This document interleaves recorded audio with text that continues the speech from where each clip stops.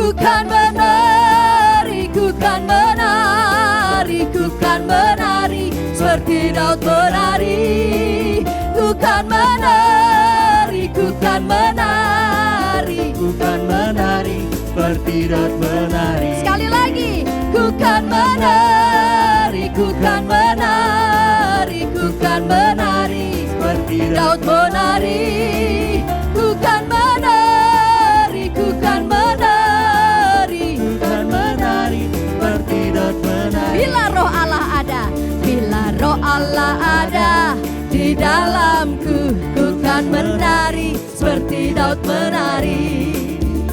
Bila roh Allah ada di dalamku, Ku kan menari seperti Daud menari. Angkat tangan oma-opa sama-sama. ku kan menari, Ku kan menari, ku kan menari seperti Daud menari.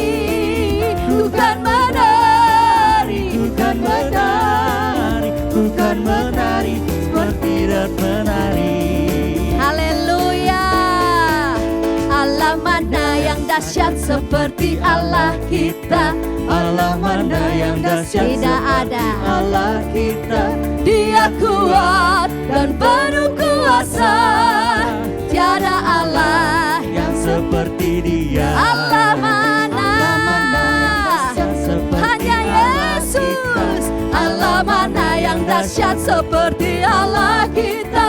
Dia kuat dan penuh kuasa, Tiada Allah yang selain Dia. sekali lagi, Allah mana yang dahsyat seperti Allah kita? Allah mana yang dahsyat seperti Allah kita, Dia kuat, dan penuh kuasa. tiada Allah. Yang seperti Dia. Mari menari. Ku kan menari, ku kan menari, ku kan menari seperti Daud menari. Ku kan menari, ku kan menari, ku kan menari seperti Daud Ku menari. kan menari, nari, ku kan menari, ku kan menari Seperti Daud menari. ku kan menari, ku kan menari, Ku kan menari seperti Daud menari. ku kan menari seperti Daud menari. Ku kan menari seperti Daud menari. Kita mau bersyukur buat roh Allah yang memberikan sukacita di dalam hidup setiap kita. Haleluya.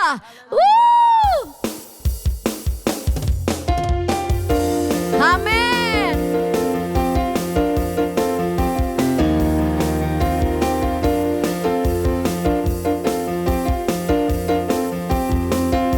Biarlah rohmu menyala-nyala dan layanilah Tuhan. Biarlah rohmu Menyala-nyala dan layanilah Tuhan. Katakan kiri kananmu. rohmu menyala-nyala dan layanilah Tuhan. Biarlah rohmu Menyala-nyala dan layanilah Tuhan. Tak ada banyak waktu, giatlah dan jangan lalai. pekerjaan besar menunggu, ladang siap dituai. Tanggalkan segala beban dan dosa yang merintangi. Berlari pada tujuan panggilan surgawi. biarlah rohmu menyala-nyala dan layanilah Tuhan. Biarlah rohmu menyala-nyala dan biarlah rohmu menyala-nyala dan layanilah Tuhan. Biarlah rohmu menyala-nyala dan layanilah. Sebab tak ada banyak waktu. Haleluya. Tak ada banyak waktu, lihatlah dan jangan lalai. Pekerjaan besar menunggu, Ladang siap dituai. Amin. Tanggalkan segala beban dan dosa yang merintangi. Berlari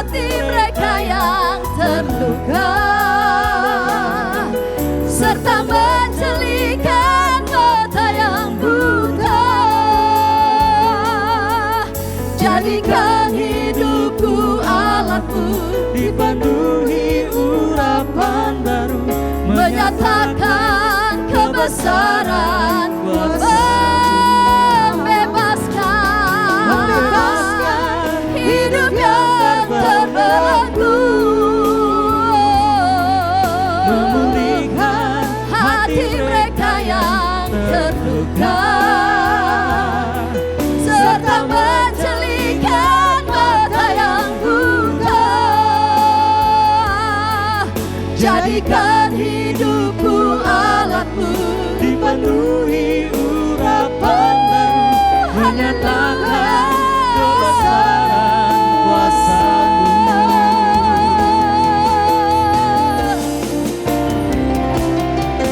membebaskan hidup yang terbelenggu, memulihkan hati mereka yang terluka, serta menjelikan mata yang buta. Jadikan hidupku alatmu, Dipenuhi urapan baru, menyatakan kebesaran kuasa. Jadikan hidupku alatmu, dipenuhi urapan baru, menyatakan kebesaran kuasa-Mu. Jadikan hidupku alatmu, dipenuhi urapan baru, menyatakan kebesaran kuasa-Mu.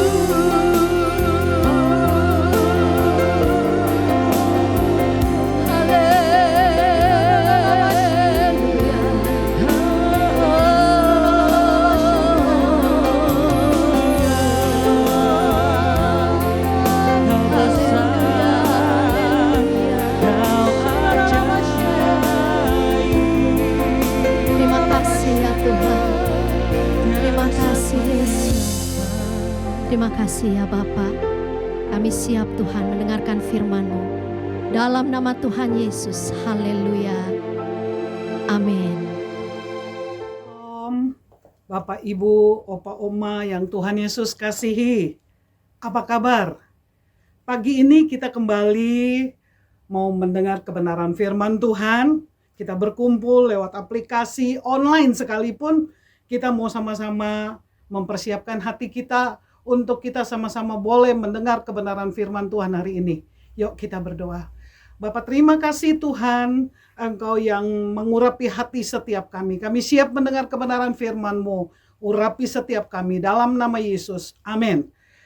Pagi ini saudara, di minggu di mana kita dipersiapkan untuk masuk ke dalam Paskah.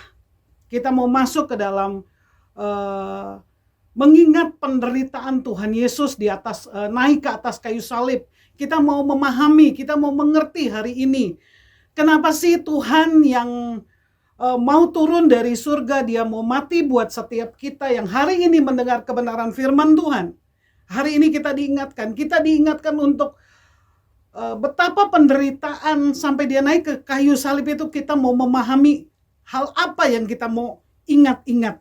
Lewat penderitaan Tuhan Yesus di atas kayu salib, Tuhan mau murid-muridnya, orang percaya, menjelang hari Paskah, setiap kita yang mendengar firman Tuhan hari ini, kita mau sama-sama mempersiapkan, menerima pengertian.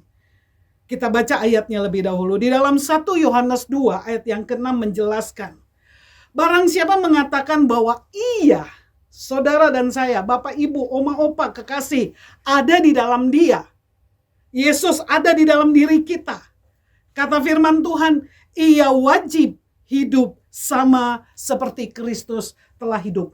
Di minggu persiapan, saudara dan saya masuk ke dalam hari raya Paskah. Pemahaman apa yang harus kita miliki hari ini? Firman Tuhan bilang, kalau engkau bilang ada Yesus di dalam diri kita, hal-hal yang kita perlu ingat adalah beberapa hal berikut ini.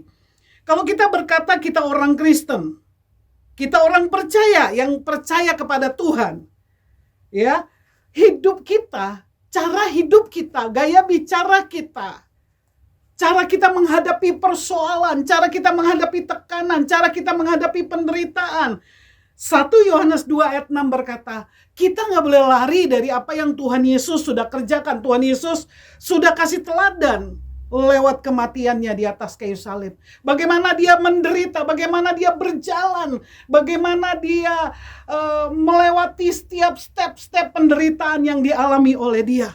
Mari Bapak Ibu kekasih hari ini, hal apa yang perlu terus kita mengerti? Jikalau opa, oma, Bapak Ibu kekasih berkata bahwa kita pengikut Kristus, kita harus punya cara hidup seperti Yesus. Lalu apa sih yang opa, oma, Bapak Ibu harus lakukan di dalam kehidupan setiap hari? Yang pertama di sini dikatakan, hari ini kesempatan kita menghayati. Berulang kali kita melihat, setiap kali mau masuk hari Paskah, ada tayangan film tentang penderitaan Yesus. Ya, Passion of the Christ. Kita boleh melihat bagaimana dia dengan setia. Dia tidak mengeluarkan kata apa-apa. Dia berjalan step demi step.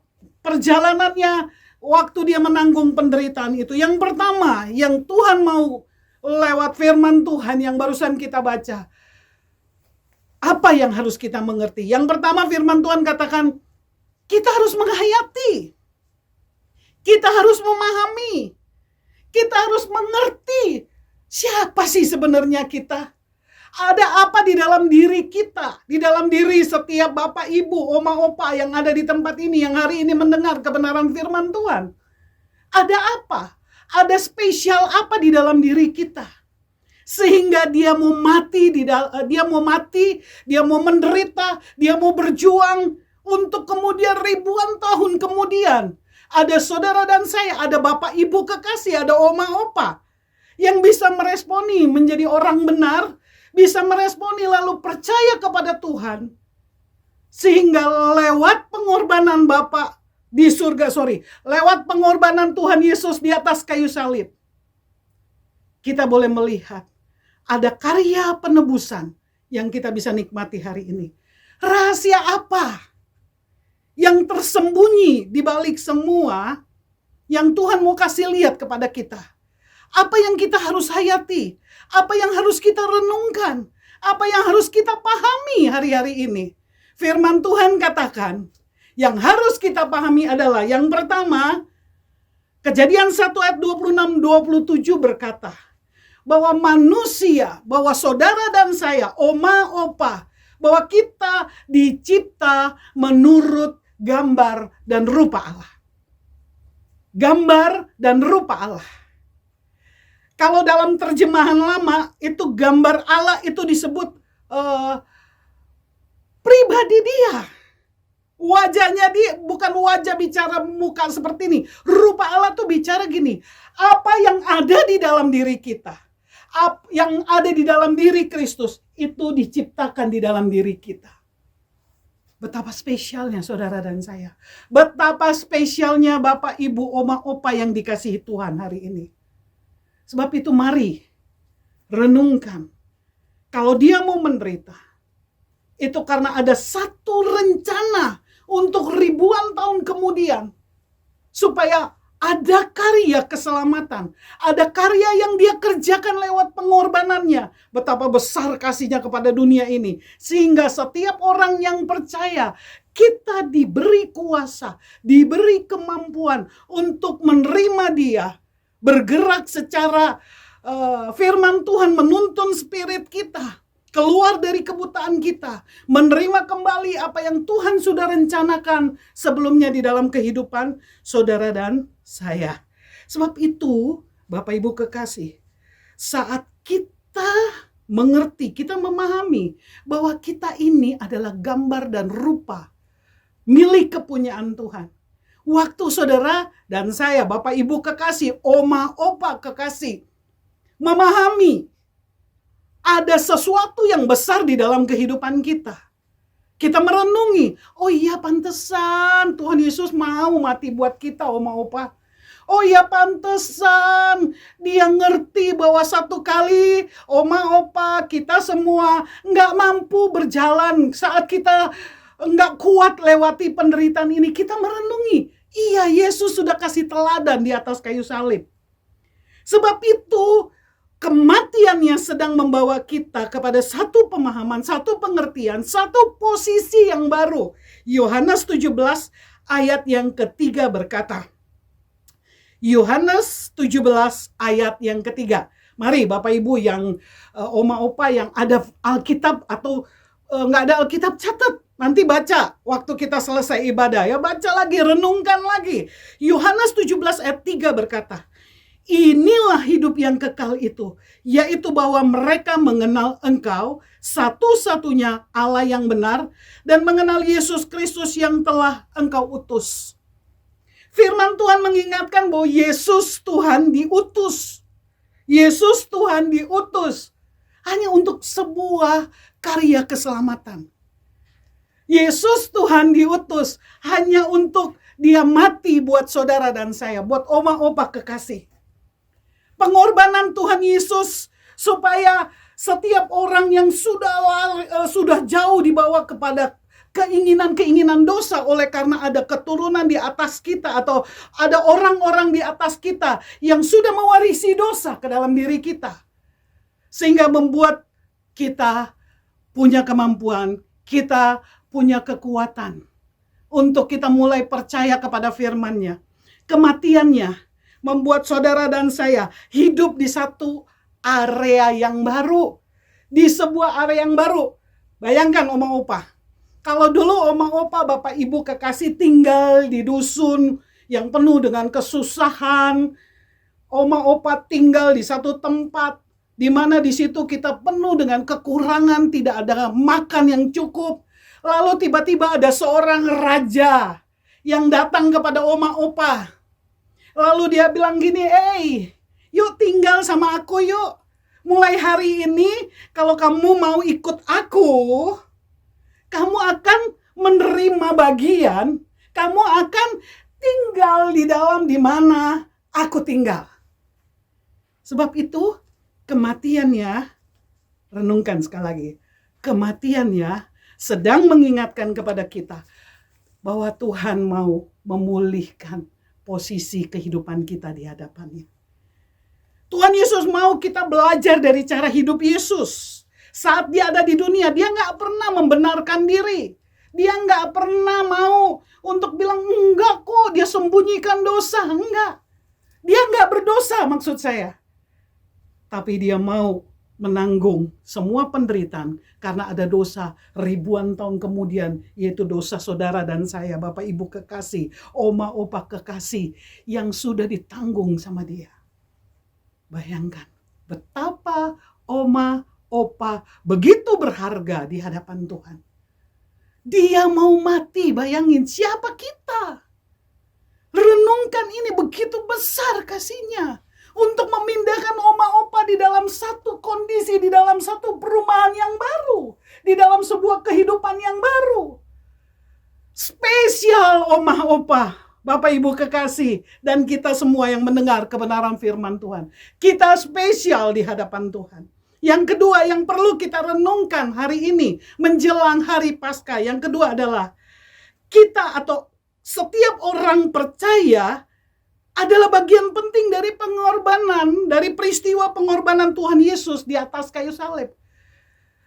Artinya gini, kita bukan sebagai penonton, oh iya loh Yesus sudah mati. Oh iya loh bener loh, saya lihat Yesus sudah mati di kayu salib. Kita hanya sebagai penonton yang tidak menerima bagian apa-apa dari karya keselamatannya. Kita seolah-olah cuma sekedar, oh iya begitu ya. Bukan. Tapi saudara dan saya, Oma Opa kekasih, dengar hari ini.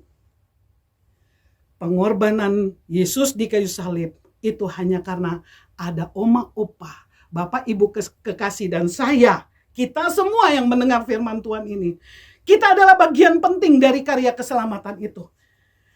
Oma opa adalah bagian yang terpenting. Kenapa? Kita ingat sebentar. Ketika manusia berhasil dibawa ke dalam dosa oleh si iblis, ketika ada di Taman Eden, Alkitab mencatat manusia kehilangan gambar Allah. Manusia kehilangan rupa dari sifat Allah itu sendiri. Hati-hati Bapak Ibu kekasih. Kita adalah bagian penting. Sebab itu kematiannya di atas kayu salib yang dia rindukan adalah yang pertama. Kita baca Yesaya 48 ayat 10. Firman Tuhan katakan, sungguh katanya, aku telah memurnikan engkau namun bukan seperti perak, tetapi aku telah menguji engkau dalam dapur kesengsaraan. Dengar Bapak Ibu kekasih, oma opa yang dikasihi oleh Tuhan Yesus. Ayat ini mengingatkan, kalau Yesus sudah mati di kayu salib, firman-Nya mengajarkan kepada Bapak Ibu kekasih. Yesaya 48 katakan gini, kalau perak dimurnikan oleh api, ketika perak dimurnikan oleh api, maka karat-karat dari perak itu keluar. Emas 23 karat untuk dijadikan logam mulia, dia akan melewati proses pembakaran. Dia akan melewati proses api yang mulai membersihkan karat-karat dari kualitas emas 23 karat itu. Untuk menjadi logam mulia harus dibersihkan. Panas api itu akan mengeluarkan kotoran-kotoran dari kehidupan, dari emas itu. Sehingga kualitas emas itu yang tadinya 23 karat menjadi logam mulia. Bersih dari kekotoran-kekotoran yang ada, yang mengikuti emas 23 karat itu. Demikian dengan saudara dan saya. Firman Tuhan katakan tadi, dapur kesengsaraan akan membersihkan karat-karat dari kehidupan kita. Sebab itu jangan pernah marah, jangan pernah kecewa, jangan pernah bersungut-sungut, jangan pernah komplain sama Tuhan. Tuhan, aku gak diperhatiin sama anak-anakku, aku gak diperhatiin sama menantuku, aku gak diperhatiin sama orang-orang di sekitarku. Jangan pernah komplain, karena Alkitab mengingatkan kepada Bapak, Ibu, Oma, Opa, kekasih saat ini yang mendengar kebenaran firman Tuhan hari ini. Dapur kesengsaraan sedang memunculkan kualitas kehidupan kita semua. Jangan marah. Jangan pernah kecewa. Bahwa kesengsaraan itu adalah ujian. Dengar. Orang yang mau naik kelas itu yang akan melewati ujian. Saya ingat ketika saya harus ujian skripsi misalnya. Lalu ketika saya ujian, saya harus kuasai skripsi yang saya lakukan, yang saya buat, yang saya kerjakan. Lalu ketika saya sudah kerjakan skripsi itu, saya ujian. Waktu saya menguasai materi yang saya persiapkan, maka saya lulus. Lalu saya dikenakan mahkota kehidupan. Yakobus 1 ayat 12 berkata, berbahagialah orang yang bertahan dalam pencobaan. Sebab apabila dia sudah tahan uji, dia akan memperoleh mahkota kehidupan. Ayub 23 ayat 10 berkata, karena ia tahu jalan hidupku, seandainya dia menguji aku akan timbul seperti emas murni. Ternyata Bapak Ibu kekasih, dosa sedang menyembunyikan kualitas manusia ilahi atau emas yang mahal di dalam diri kita. Sehingga kita nggak bisa berespon terhadap kebenaran firman. Sehingga kita nggak bisa melakukan. Waktu kita mau mengerjakan yang baik, kata Paulus, justru yang dikerjakan yang tidak baik. Kenapa? Karena ada dosa yang menguasai. Waktu kita diuji lewat dapur kesengsaraan, kita mulai bilang, Tuhan, ampuni aku. Bukan justru komplain. Tadi yang pertama saya sudah ingatkan, renungi. Yang kedua, dia mau supaya kita mengerti, kita memahami bahwa ada kualitas manusia ilahi yang ada di dalam diri kita yang sedang dikasih keluar sama Tuhan. Lewat semua persoalan-persoalan kita tahan menderita. Kita lakukan itu dengan kekuatan yang daripada Tuhan. Yang ketiga, yang saya mau bagikan kepada Bapak, Ibu, Oma, Opah kekasih. Yang ketiga, lewat kematian Yesus di kayu salib, dalam minggu-minggu kita mempersiapkan untuk masuk ke dalam Paskah. Ingat yang ketiga yang saudara dan saya harus lakukan, Bapak Ibu harus lakukan, Oma Opa harus lakukan. Yang ketiga adalah kita dengan rela menyerahkan hidup kita sama Tuhan. Kita nggak terpaksa. Kita nggak mengerjakannya dengan, aduh Tuhan kok gini banget sih hidup. Aduh, tapi yang dia lakukan terlalu sakit. Tuhan tidak pernah mengeluarkan satu kalimat sampai dia naik di atas kayu salib. Dia menyerahkan seluruh hidupnya dalam satu bentuk ketaatan. Oma Opa kekasih.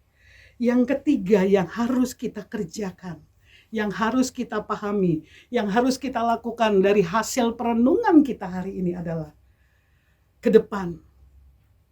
Ketika kita masuk setelah Prapaskah nanti, setelah Paskah nanti, hidup kita mulai mau melakukan kehendak Tuhan. Mulai mau mengerjakan apa yang Tuhan mau untuk kita kerjakan. Amsal 16 ayat 1 sampai ayat 6 berkata, manusia dapat menimbang-nimbang dalam hati, tetapi jawaban lidah berasal daripada Tuhan. Segala jalan orang adalah bersih menurut pandangannya sendiri, tetapi Tuhanlah yang menguji hati. Serahkanlah perbuatanmu kepada Tuhan, maka terlaksanalah segala rencanamu. Tuhan membuat segala sesuatu untuk tujuannya. Lihat, Tuhan izinkan kesengsaraan karena ada tujuannya. Jadi jangan pernah marah, karena Tuhan punya tujuan lewat semua yang terjadi dalam kehidupan kita. Saya ulang, Tuhan membuat segala sesuatu untuk tujuannya masing-masing. Bahkan orang-orang fasik dibuatnya untuk hari malapetaka. Setiap orang yang tinggi hati adalah kekejian bagi Tuhan. Sungguh dia tidak akan luput dari hukuman. Dengan kasih dan kesetiaan, kesalahan diampuni. Karena takut akan Tuhan, orang menjauhi kejahatan.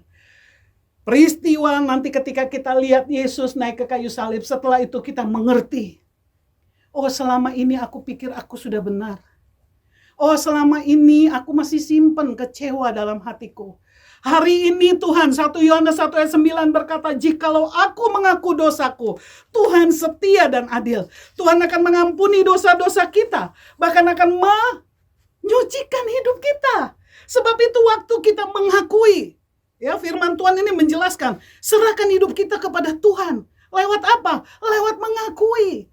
Jangan pertahanan. Tadi Alkitab bilang, orang yang tinggi hati nggak dapetin apa-apa dari Tuhan. Yang kedua, yang kita dapati dari hal yang ketiga ini, 2 Korintus 3:16 berkata, tetapi apabila hati seorang berbalik kepada Tuhan, maka selubung itu diambil. Artinya gini, selubung dibuka. Karena apa? Dosa sudah tidak lagi menguasai kita. Sebab itu mari Bapak Ibu kekasih, 3 hal ini yang bisa saya bagikan kepada Bapak Ibu kekasih. Yang pertama, renungi kebaikannya. Yang kedua, mulai hidup, jalani dengan apa yang firman Tuhan katakan. Yang ketiga, kalau Tuhan temui masih ada banyak hal dalam hidup kita yang harus kita perbaiki. Terus, taat, lakukan, tunduk. Oke Tuhan, aku mau.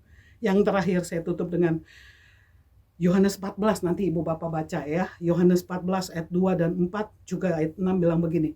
Kalau rumah tempat tinggal kita sudah selesai, lewat apa kita selesaikan ya? Lewat ketaatan kita. Kita sedang mempersiapkan rumah kita di surga. Lewat tunduk kita. Tunduknya ayat 6 bilang, akulah jalan dan kebenaran. Tidak ada yang sampai kepada Bapa. Berarti lewat siapa? Lewat mengikuti firman-Nya. Wahyu 3:21 bilang, barang siapa menang, ia akan kududukan bersama dengan aku di atas tahtaku. Sebagaimana aku pun telah menang dan duduk bersama-sama dengan Bapa di surga di atas tahtanya. Penderitaan dan kematian Yesus di atas kayu salib sedang mengajari sama setiap kita. Kepada setiap kita Bapak Ibu kekasih, Oma Opa kekasih. Bahwa jangan pernah lari dari semua pencobaan. Yesus sudah kasih contoh tentang penderitaan kita. Demikian firman Tuhan yang saya bagikan hari ini kepada setiap saudara dan saya. Terima kasih, sampai ketemu lagi. Tuhan Yesus memberkati. Puji nama Tuhan, ibadah dari awal hingga akhir ini, saya percaya Oma dan Opa diberkati Tuhan sepanjang hari ini, bahkan sampai ke depannya. Ingat ya Oma dan Opa, minggu depan kita akan ibadah Paskah tanggal 18 April. Catat tanggalnya, ingat-ingat, dan persiapkan diri Oma dan Opa. Sampai jumpa minggu depan. Dadah Oma dan Opa.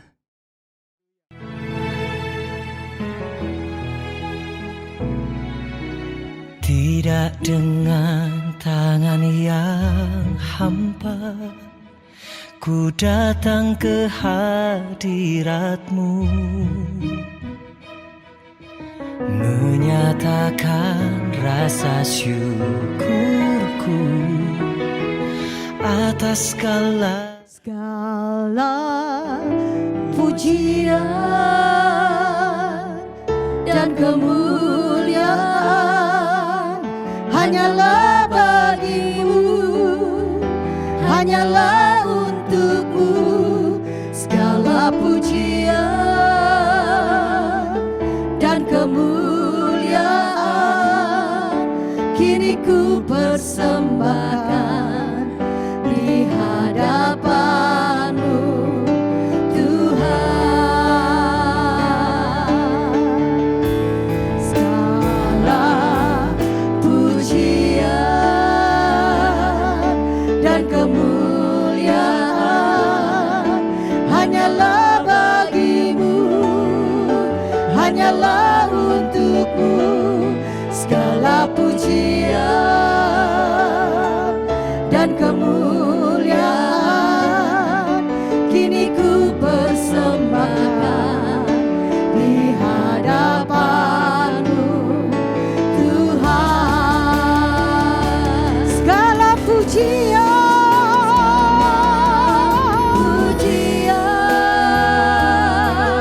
dan kemuliaan hanyalah bagi-Mu, hanyalah untuk-Mu. Segala pujian dan kemuliaan kini ku persembahkan di hadapan-Mu, Tuhan. Kini ku persembahkan di hadapan-Mu, Tuhan. Kini ku persembahkan di hadapan-Mu, Yesus.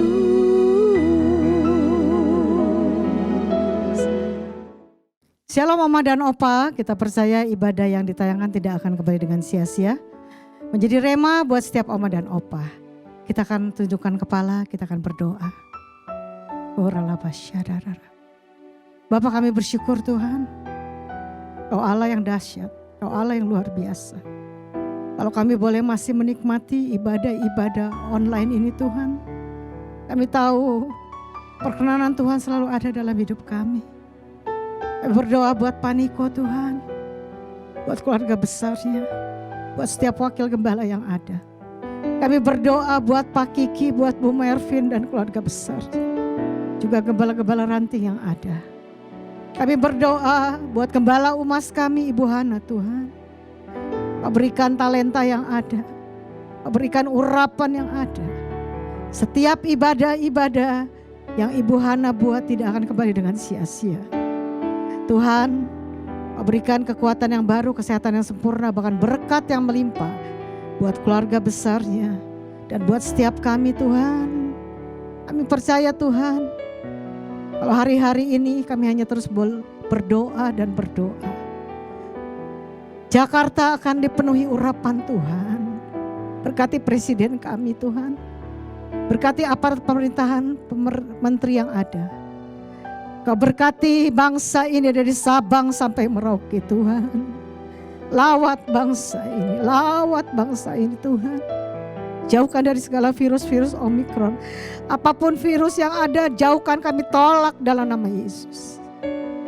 Berkati bangsa ini Tuhan. Banyak orang yang mempunyai roh yang takut akan Tuhan. Kami bersyukur Tuhan, kalau kami masih boleh berdoa, memuji, menyembah Tuhan.